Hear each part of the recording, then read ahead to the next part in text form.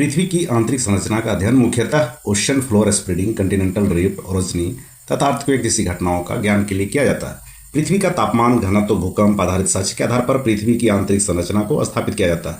Crust, यह पृथ्वी का ऊपरी सतह है। ओशनिक एरिया में 5 से 10 किलोमीटर और जबकि कॉन्टिनेंटल एरिया में 35 किलोमीटर, वहीं ओरोजनिक एरिया में इसकी मोटाई 55 से 70 किलोमीटर तक है। कॉन्टिनेंटल एरिया क्रस्ट हल्की ग्रेनाइट सेल का बना होता है, जबकि ओशनिक क्रस्ट पतला और घना बेसाल्टिक सेल से बना है। श्वेश महोदय ने पृथ्वी को 3 स्तरों में विभक्त किया है: शियाल, सीमा और निफे। क्रस्ट को 2 भागों में बांटा गया है, जिसमें शियाल और सीमा पाया जाता है। शियाल, जिसमें इग्नियस, सेडिमेंट्री एवं मेटामॉर्फिक रॉक पाया जाता है जो सतह में एक्सपोज्ड होता है, जिसमें सिलिका और एल्युमिनियम पाया जाता है।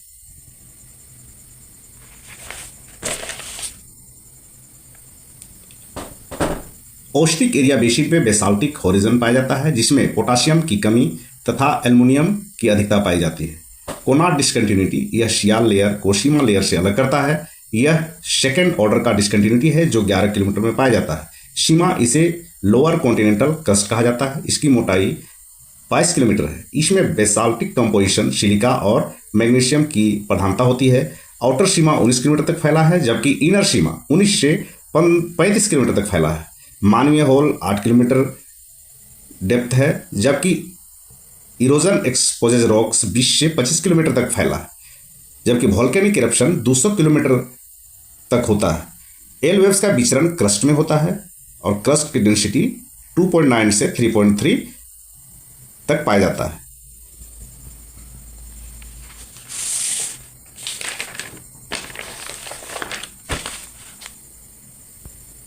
मेंटल, यह क्रस्ट से मोहरोभिषिक डिस्कंटिन्यूटी से अलग होता है। इसका मोटाई 2865 किलोमीटर है।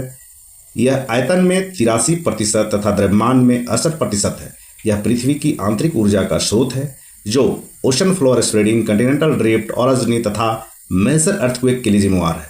यहाँ बेसाल्ट एवं पैरालाइट पाया जाता है। यह सिलिका और मैग्नीशियम से बनी होती है। इसकी औसत गहराई 1000 से 2000 किलोमीटर तक है। इसका औसत घनत्व 2.9 से 4.7 ग्राम पर सेंटीमीटर क्यूब है।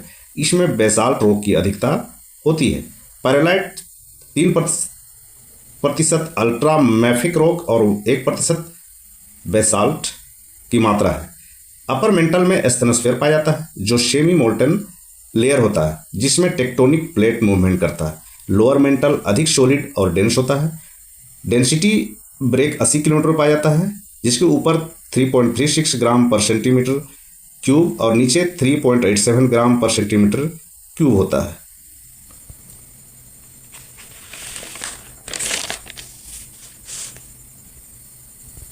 फर्स्ट ग्रेविटी ब्रेक 150 किलोमीटर की गहराई में होता है, जिसमें ग्रेविटी 984 सेंटीमीटर पर सेकेंड स्क्वायर से 978 सेंटीमीटर पर सेकेंड स्क्वायर तक हो जाता है। यह 1200 किलोमीटर की गहराई तक होता है। 700 किलोमीटर की गहराई में मटेरियल की कैपेबिलिटी अधिक पाई जाती है। रेपेटाइट डिस्कंटिन्यूटी 950 किलोमीटर गहराई में पाया जाता है, जिसमें सेस्मिक वाइब्रेशन अधिक होता है। सेकेंड ग्रेविटी ब्रेक 1200 किलोमीटर की गहराई में होता है, जहां पर ग्रेविटी 974 सेंटीमीटर पर सेकेंड स्क्वायर से बढ़कर 10.68 सेंटीमीटर पर सेकेंड स्क्वायर कोर बाउंड्री में हो जाता है।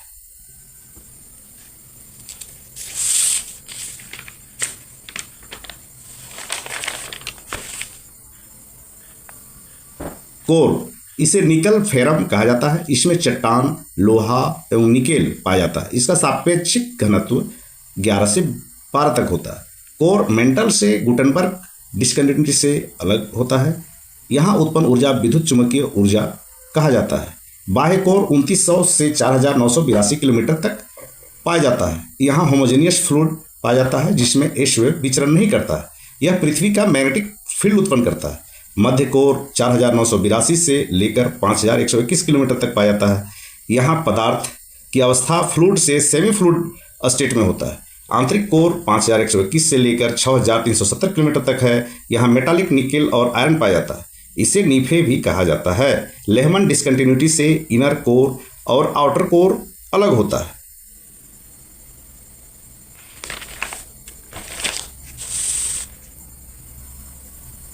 तापमान आधारित साक्ष्य से पता चलता है कि प्रत्येक 32 मीटर गहराई में 1 डिग्री सेल्सियस तापमान में वृद्धि होती है।